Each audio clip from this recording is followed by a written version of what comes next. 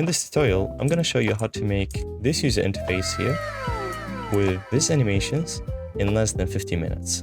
All of this was designed using AI. The animations, I didn't code a single thing. I'm going to show you the new plugins I use to create all my user interfaces inside the studio, and I promise you, it's going to change how you make UIs forever.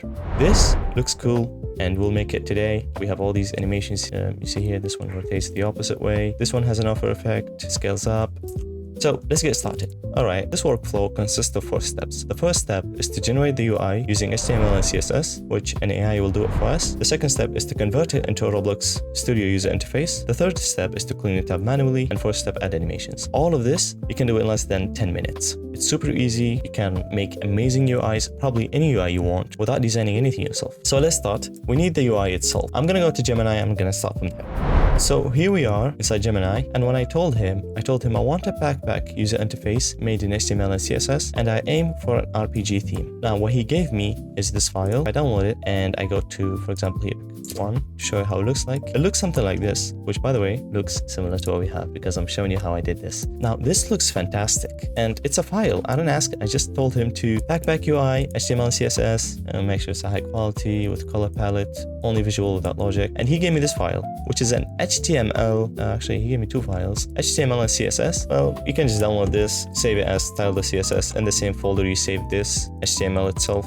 So that's going to be backpack 1 here. If I show you the file, let's go to type. Don't worry about these. We're going to delete this for now. This is what we have. Now we need to convert this because that's a web page. If I double click, this is a web page. But we can convert this into Roblox UI using a plugin. It's called Web to Blocks. Now I'm going to show you Web to Blocks. I will leave a link to this plugin in the description. It will save you an enormous amount of time. It will change how you make user interfaces. Even if you're a professional UI designer, this will save you time. This will make your UIs way better because you start with a template. You don't start with... So to start, I just downloaded the file from Gemini. What I'm going to do, just drag and drop it into Web to Blocks. Now I can click compile to Roblox. Okay, so it gave me an error because the file I just deleted. Yeah, I just deleted that file. So I'll just have to drag this here because I deleted it. You see, it says deleted. It doesn't exist there. So I'm going to click compile again. And sometimes it shows you this white page, sometimes doesn't. Now if I click open, okay.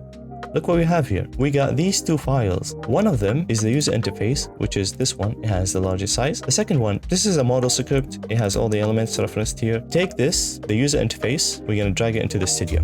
Now I'm going to hide this. I'm going to just completely remove it. What I want to do, make a new screen UI here. Okay, this keyboard is so loud. Sorry, guys.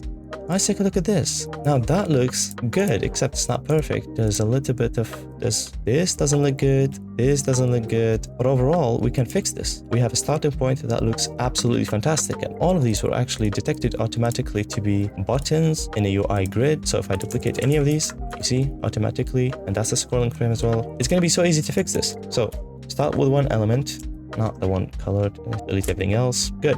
What to do now is, let's start with this. I do not like to have this item slot to be at the edge.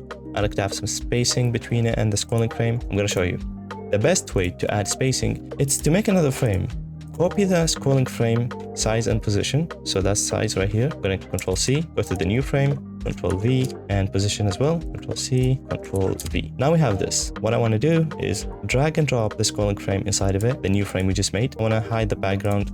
Back to this, we just dragged and dropped it into, let's center it. Anchor point of the scrolling frame, 0.5, and then position right here, 0.5. Perfect. Now, you want to convert this to scale. Use Cake UI here. It's going to save you an enormous amount of time. I'm going to leave a link to it in the description. Just select the scrolling frame, click Ultra Scale. Now on the Y, which is vertically, 0.95. But we still have the same issue. Well, what we need to do is remove the design from the scrolling frame into the frame itself here. UI corner, this one here, not the logic, leave the UI grid and the elements, just the design itself. And we need the background color to be on the frame as well here. And there's a border color, I believe. There it is. Perfect. And now we can make this transparent. We make the frame we just made not transparent. And ta-da, we got it working. Now you're probably saying, this is a square and this is not a square. Maybe it's a square, but it doesn't look good. This element, item slot, it has a UI aspect ratio constraint. You want to move this, delete it, okay? Go to the grid layout. It also has a UI aspect ratio constraint, delete it. To get the perfect size of this element, you right click on the page, inspect, go to this whatever you call this, just click it here. And then you see here, it's saying 4064x64. That's what you want. Let's go back to Roblox, select the UI grid layout, cell size. Well, we need it in offset for now. 64, enter. Now that's the size we want. Click the scrolling grid and click ultra scale. Now it's perfect. Okay, so no matter how many times you'll duplicate this, it will work fine. So let's select this, test it. That's not good, and that's not good. Select frame and click clip descendants, enable it. And now you fix one of the issues. Okay, that needs to have a little bit. 0.9 is better. That's better in my opinion. But to fix this issue where you have too much distance on the corners or on the sides, you just go to the UI grid layout and fill direction max cell, which means the direction which we're filling the scrolling frame, we're only allowing 6 cells. So that's 1, 2, 3, 4, 5, 6. We're allowed to 7. Okay, that's looking good. You can also add padding, maybe 15 pixels. That's what it looks like here. And then again, convert this, click the scrolling frame, click ultra scale. Yeah, that looks better. If you duplicate it, that's fantastic. Now, let's get to the next part. UI gradient. We don't want this. We just want a different color, like this color right here. And the UI stroke. I do not like the color as well. I'm going to choose that color right here. It's a bit darker. Perfect. This one has a different color as well. Give me that text color you have there, but a little bit brighter, like something like this. Now, I want this to be sharper. I do not like these corners here. I'm gonna click on it, UI corners, delete them. Same on this one here, UI corners, delete them. What about this one? Does it have corners? Delete them. The parent frame, I like to keep it sharp. It looks sometimes better. This one also has UI corners, Don't like UI corners, remove them. Now, there's another issue here. These do not have a bottom stroke. It's actually a trick. Web2Blocks uses a trick when you have, on the web, you have these strokes. It creates accent frames and it mimics something that looks like a stroke, but it's actually a frame. So if I delete these, you can see there's no stroke no more. There's no point of this. It just uses stroke, 0.05 maybe, 3. 3 is fine. Copy this, delete this, paste, Control-Shift-V to paste it under that, because if you click Control-V, look, it just pastes it anywhere. Let's do it to this guy here as well. Control-Shift-V under this here. Delete these as well. That's an active element, so they're a different color, but it doesn't matter. Just delete them. Control-Shift-V. And oh, this one doesn't have the right size. It's a bit larger. I think it's 37 pixels on the vertically, and this one is 35. So just change it to 35, 35. And that's perfect. All right, so we cleaned up the UI. Now it's functional, except we need to have everything in scale, because if I switch to the mobile right now, it's going to be a horrible, yeah, that's not good. So get back to the computer screen and select the parent screen root here, click ultra scale, and you're done. That's why I love QuickUI, it's amazing. Okay, now we need to get rid of this background color here. This background, you can just simply drag the main element here, and then delete the screen root. Now we're basically done. We're almost done. We're just missing the animations. We have these buttons here, and we have the, actually guys, this maybe 0.95 looks better. Yeah, it does look better. All right, so now let's implement animations. We're not gonna code anything as I promised. We're gonna use a plugin, and I'm gonna leave a link to it in the description as well. It's for free, QuickAnimate. For this main container, I want to have a bounce in, like this one here. I already selected it, and easing style, exponential. You can actually preview it if you click preview. That's how it looks like right now. Okay, because we didn't change the anchor point, it's playing from the corner. So you can click anchor point to remove position, actually apply it. Now, if you click preview, that one does look good. So I want to link it to a keybind, meaning that if I press E, this should trigger the animation. Click apply selected.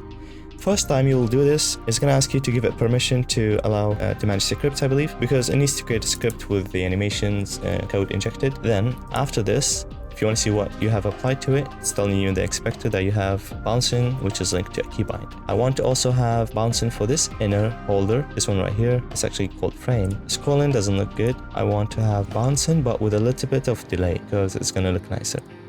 Again, mix this in the center. That looks nice. Keybind, exponential, apply selected. So if you preview this, you see, that looks nice. Now I want this one to delay and then also do the bouncing. So if we preview everything now,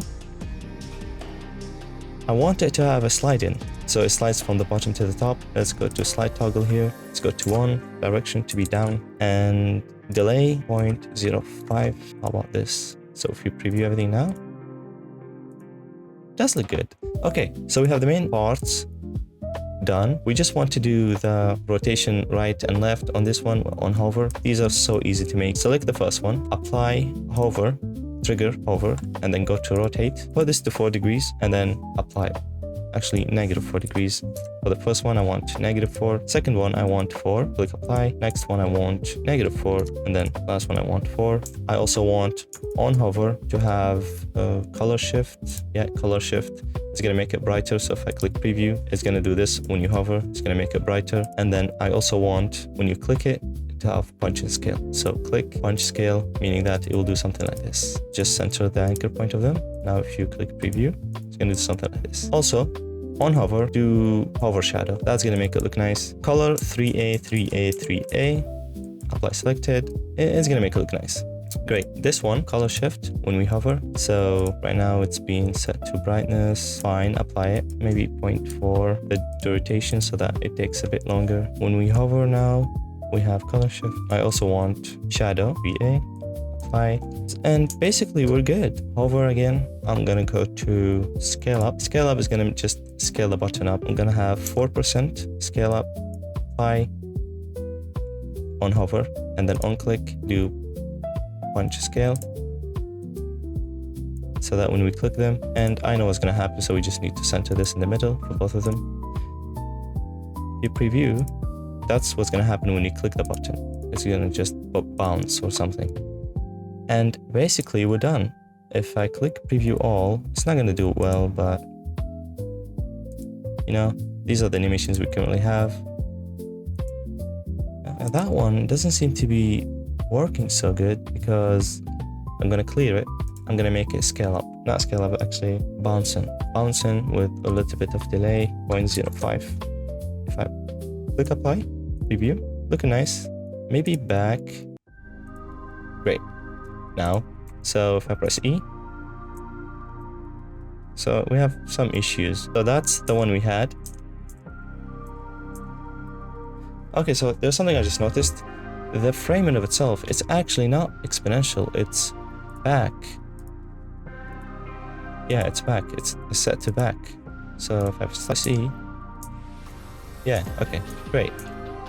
Because you can see here, that's back set to up. Yeah, that's exactly what we have there. We just want to populate these later.